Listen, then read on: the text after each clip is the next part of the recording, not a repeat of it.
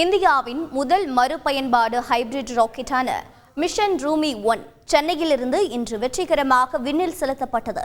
இதன் 3 செயற்கைக்கோள்கள் காலநிலை, காஸ்மிக் கதிர்வீச்சு உள்ளிட்டவை தொடர்பான தரவுகளை சேகரிக்க உதவும் என தெரிவிக்கப்பட்டுள்ளது. தகவல்களை விவரிக்கிறார் செய்தியாளர் ரமேஷ். சென்னை கேளம்பாக்கத்தில் இயங்கி வரும் ஸ்பேஸ் சோன் இந்தியா என்கிற தனியார் நிறுவனம் இஸ்ரோ முன்னாள் விஞ்ஞானிகளின் வழிகாட்டுதலில் மீண்டும் பயன்படுத்தக்கூடிய வகையிலான ரூமி என்ற மினி ராக்கெட்டை வடிவமைத்தது. இந்நிலையில் இந்தியாவின் முதல் மறுபயன்பாட்டு ஹைபிரிட் ராக்கெட்டான மிஷன் ரூமி 1 ஈசிஆரில் உள்ள பட்டிப்புள்ளம் கடற்கரையிலிருந்து நடமாடும் ஏவுதளம் மூலமாக இன்று வெற்றிகரமாக விண்ணில் செலுத்தப்பட்டது.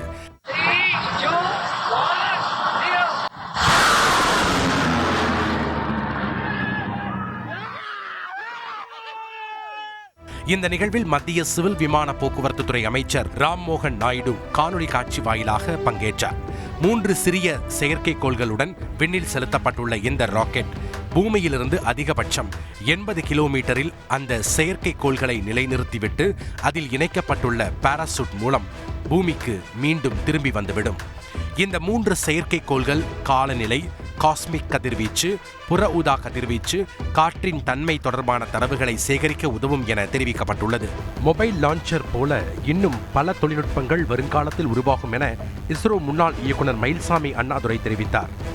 புதுசாக இப்போ இந்த இடத்துலேருந்து மொபைல் லான்ச்சர் பண்ணணும்னு வந்த தைரியம் இன்னும் சிறப்பாக புது தொழில்நுட்பத்தை உருவாக்க முடியும் அப்படிங்கிற நம்பிக்கை இருக்குது. வருங்காலங்களில் நீங்கள் பார்ப்பீங்க. ராக்கெட் ஏவப்பட்டதை நேரில் கண்டுகளித்த மாணவிகள் அபிநயா ஃபாத்திமா கூறுகையில், இங்க மார்டின் குரூப் ரொம்ப கிரேட்டா எல்லா அரேஞ்ச்மெண்ட்டுமே பண்ணியிருக்காங்க.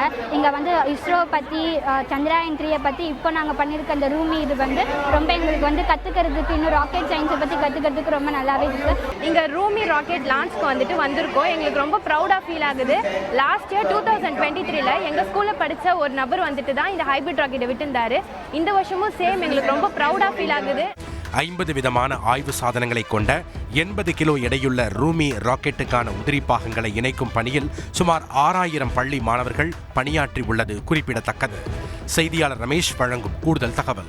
விண்ணில் ஏவப்பட்ட ரூமி ராக்கெட் கடலில் விழுந்ததும் ராக்கெட்டின் அனைத்து பாகங்களும் மீட்டெடுக்கப்பட்டு மறுபயன்பாட்டுக்கான ராக்கெட்டாக பயன்படுத்துவதற்கு முடிவு செய்யப்பட்டிருக்கிறது. மேலும் இந்த ரூமி ராக்கெட் சுமந்து சென்ற 3 சிறிய அளவிலான செயற்கைக்கோள்களும் காற்றில் நச்சுத்தன்மை எவ்வளவு இருக்கிறது என்று ஒரு ஆய்வு செய்து அதன் முடிவுகளை அனுப்பி வைக்க இருக்கிறது. மேலும் இந்த ரூமி ராக்கெட் வடிவமைக்கப்பட்டதில் அரசு மற்றும் தனியார் பள்ளியை சேர்ந்த 6000 மாணவர்கள் பணியாற்றியதும் இதில் கூடுதல் சிறப்பாக பார்க்கப்படுகிறது. கல்பனா. நன்றி ரமேஷ். செய்திகளை உடனுக்குடன் தெரிந்து கொள்ள உடனே சப்ஸ்கிரைப் பண்ணுங்க.